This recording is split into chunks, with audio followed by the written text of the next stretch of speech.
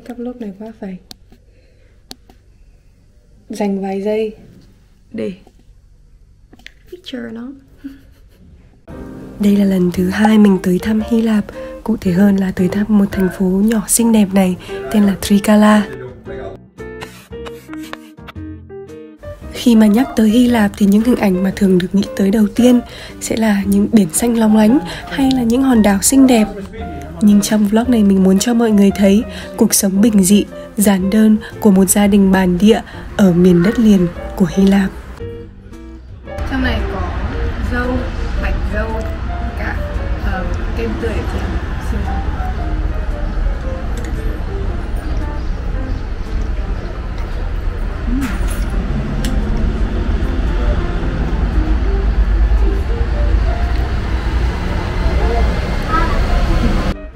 Kalimera, YouTube.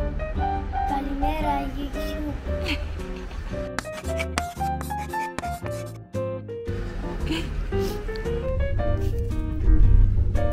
Fit check. Go.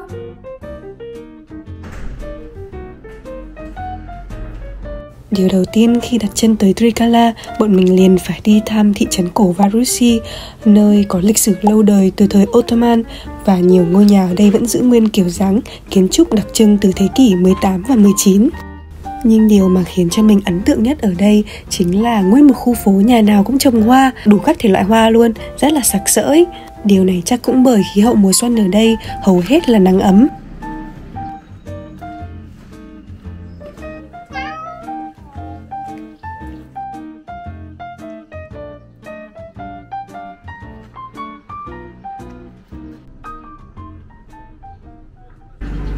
I used to go to the kindergarten, but one of them, and then you open this one here, and I was like, Sweet.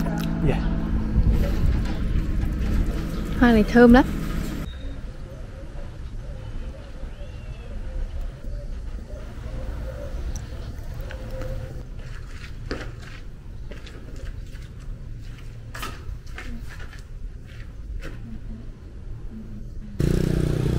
The water is green.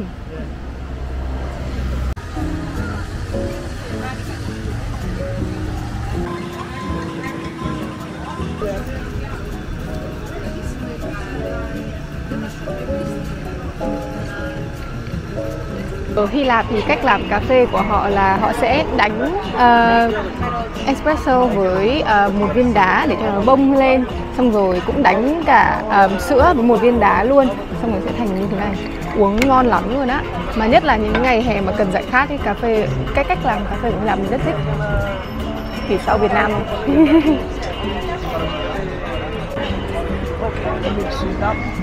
Oh, this is so good. Wish we can have this kind of sun in London now. I mean, London was sunny when we left, but it's just cold. I can't dress up in my cute summer clothes and all that stuff. Một thoáng Hà Nội ở Trikala.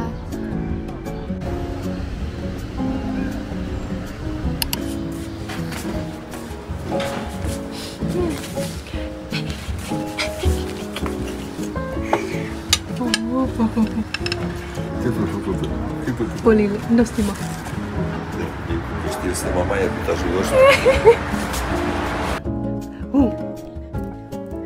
Опа. Браво, видео. А кто снял этот фильм?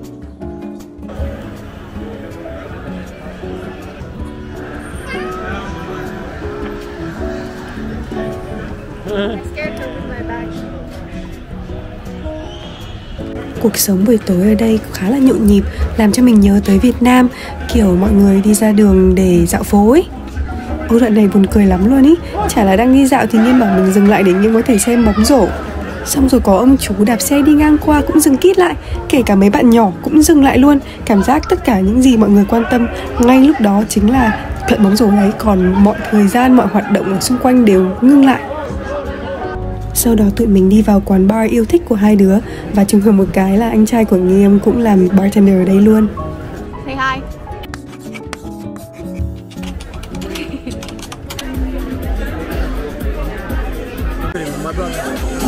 is the bar. So we have had our cocktail here. Amaretto sour and Old fashioned. the good old. Huh? The good old. Fashioned.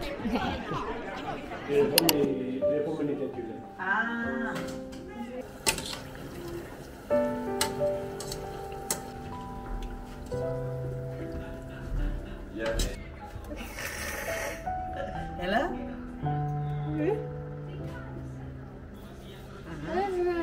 Micros. Hey, mira. No.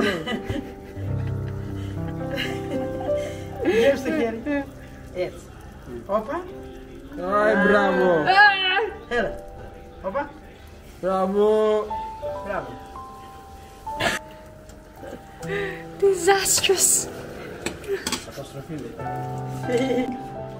Bleef ze zien dat we met dit joh. Bleef ze jagen niet.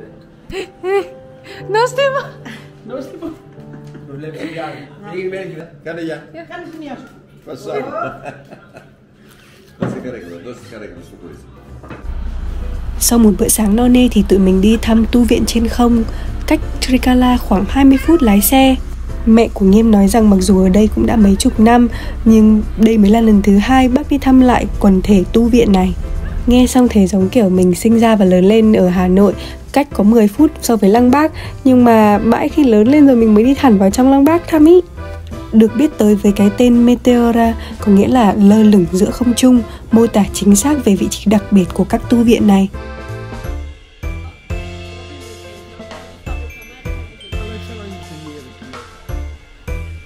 Mà không hiểu sao 2 lần mình đi thăm Meteora, thời tiết không được ủng hộ cho lắm.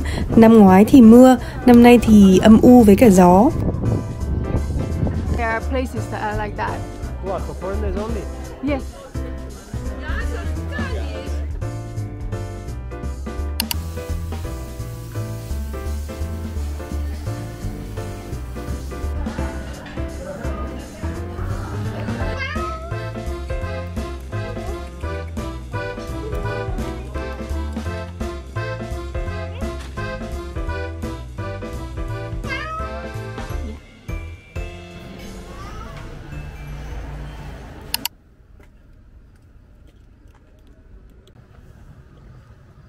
Địa điểm này năm ngoái bọn mình đã đến rồi, nhưng mà hôm đấy có hoàng hôn đẹp hơn hôm nay một tí, hôm nay hơi nhiều mây.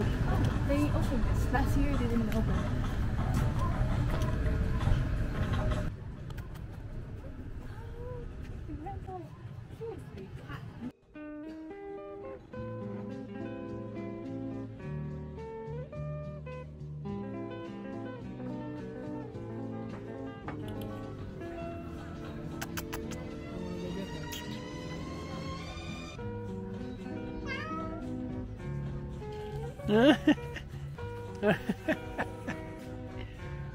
Wow. There we go, and your friend. Em, if you see this video after a while, if you watch this video, don't get jealous.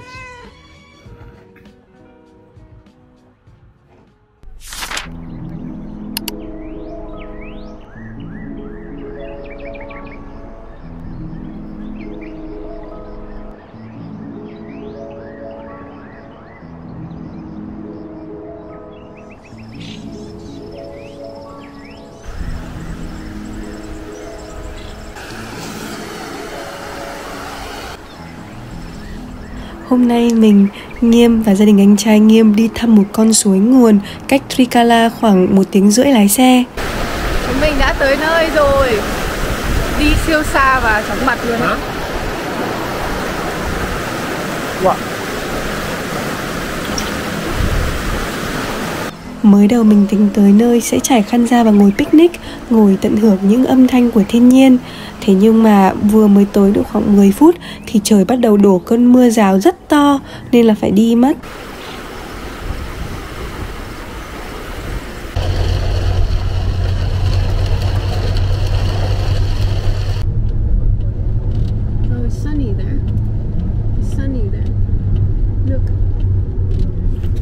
Sau đó thì cả nhà cũng đói meo, với đường đi núi cũng rất là mệt ý, nên phải lái xe liền để đi ăn trưa. Είδες μου ποτήρι. Με μάμι. Παραλικό, τι. Άμα θες, θα το κόψω εγώ μετά. Πώς και όταν έρθει το φαγητό να σου φωνάξω. Giờ tụi mình sẽ Όλοι luộc. παιδεύονται τώρα. Giờ tụi mình sẽ trứng thì luộc rồi, mình sẽ nhuộm trứng. Đây là một phong tục trong ngày lễ phục sinh của người Hy Lạp. Trứng thì là biểu tượng cho việc phục sinh của Chúa, còn màu đỏ thì là cho kiểu chiến thắng và sự may mắn ý. Cho nước sôi lên xong rồi cho cái bột nhuộm đỏ này vào. Tới ngày lễ hình như là thứ 7 sau qua nửa đêm ấy thì là bắt đầu là lễ phục sinh ấy, thì sẽ đập trứng với nhau. Pende. Pende. Ναι. Ένα. Δύο. Τρία. Τέσσερα. Πέντε.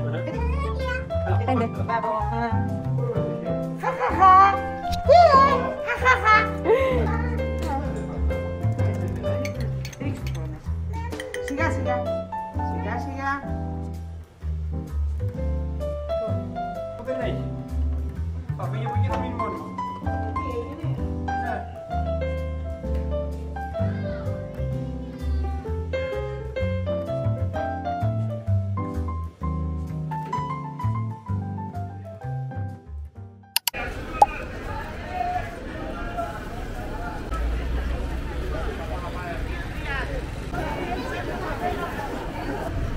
Walking in the morning Market. There you go, you have some flowers.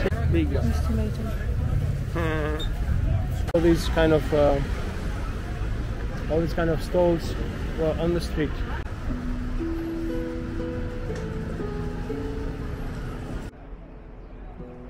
Let's go.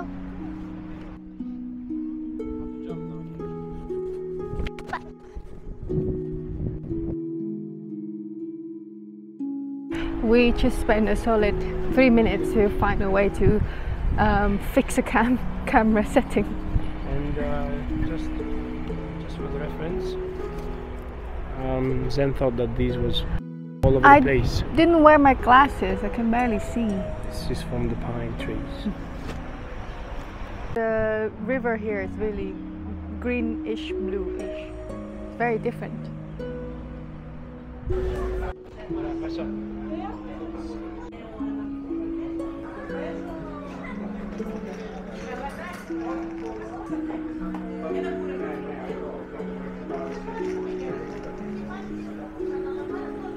Cái mà mình nhất ở đây là chính là cái tầm người lựa chọn các điều này của họ nước nó nghỉ nước rất là nó rất là vội vã để làm rất là này là sáng ngồi quán cà phê rồi ngắm người nói chuyện cảm đàm chiếu khoảng tầm 10 giờ 11 giờ thì họ bố đi làm từ phía 12 giờ họ mới làm.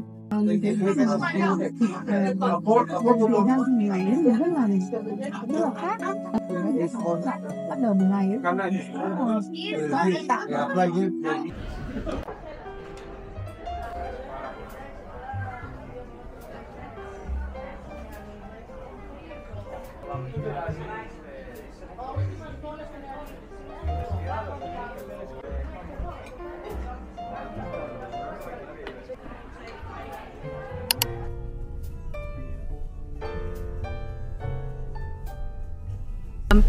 Nhảy. What is the one advice you have for people who want to go to visit this lake? I have a few actually. Yeah. First of all, you need kind of a SUV to get here. And the second advice is do not trust Google Maps. So we went with Google Maps and one of the way was like you just can't move further. But his brother and also he figured out that we have to go via Karditsa, right? Karditsa, yeah, that's the way.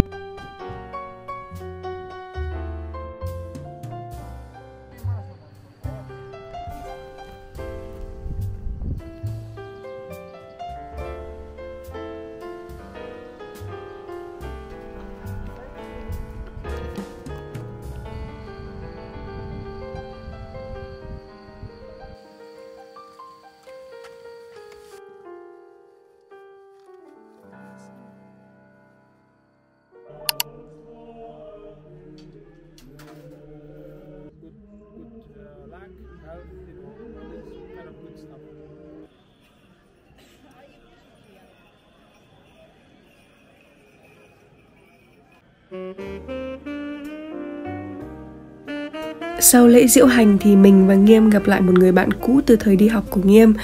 Hiện giờ chúng mình đang ngồi ở một quán cocktail bar tên là Tanku, rất là nổi tiếng ở Trikala.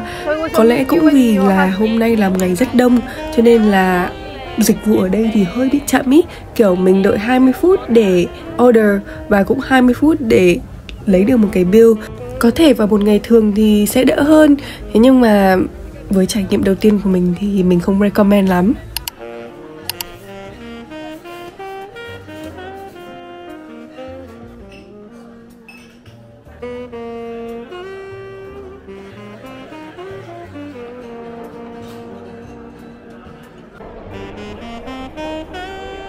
Mà mọi người thấy ở trong video ấy thì quán đông nhưng mà lại không có cái system để mọi người đứng đợi hay là đứng order, nên là lúc mà đứng đợi ấy thì lúc nào cũng sẽ cảm giác là kiểu bị vướng chỗ của mọi người ấy. Nhưng mà mình vào vì thấy quán xinh xinh thôi, nhưng mà đồ uống thì cũng bình thường.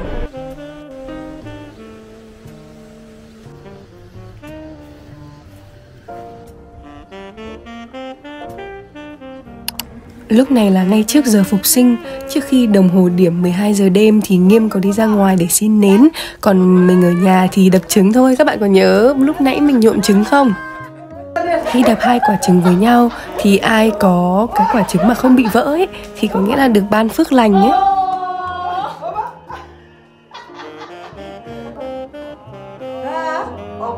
Còn nhiệm vụ của Nghiêm ý là đi xin nến, phải giữ làm sao cho nến không tắt từ ngoài nhà thờ cho đến về nhà, có nghĩa là mình mang ánh sáng, mang sự may mắn về nhà ấy.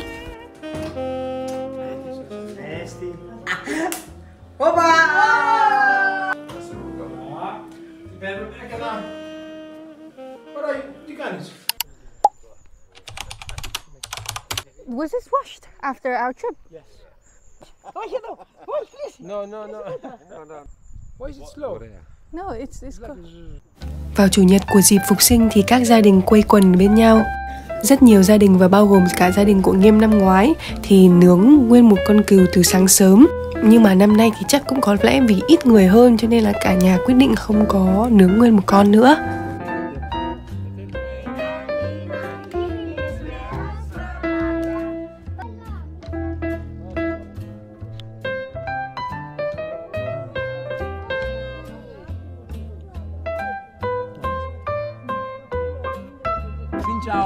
Xin chào. Bác Khoai. Ôi chị, không cần nữa rồi.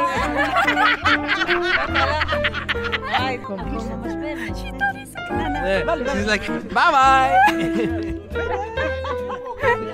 So cute. Xin chào. Xin chào.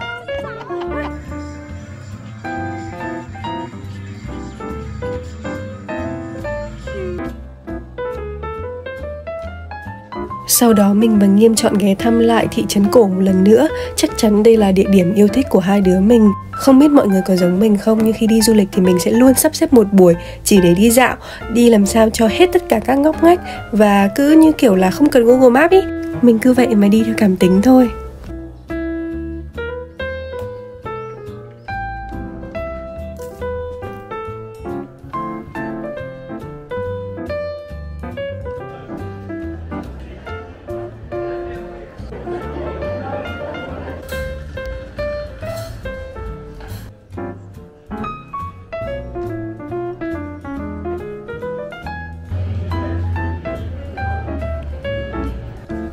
This is the 4th or 5th time we meet this cat, I believe in Destiny. Thực ra Trikala thì rất là nhỏ, quanh quẩn chỉ có từng đấy thứ mà làm. Nhưng mình quay lại đây là bởi vì con người, vì nhịp sống. Không biết vì sao nhưng mà quán bar Ivy sẽ luôn là nơi đầu tiên mình thăm và nơi cuối cùng mình ghé khi ở Trikala. If every bar can give me this big of an apple spritz. Mojito, he said. Mojito, nice idea, isn't it?